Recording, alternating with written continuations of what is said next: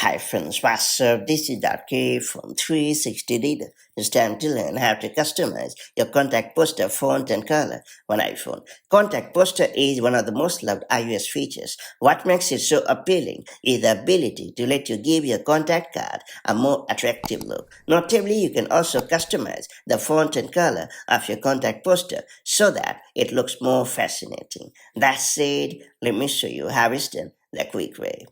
First and foremost, you have to open the Contacts app on your iPhone. Now tap on your contact card to proceed. Then select Contact Photo and Poster. After that, tap on the Edit button. Next, tap on the Customize button. Next up, choose Poster in the menu. Up next, tap on your name to bring up the Font and Color menu. After that, you can choose the desired font and then perfectly adjust it using the below slider. Likewise, you can select the preferred color and then fine-tune its intensity using the color slider. Then tap on the X button to get rid of the menu.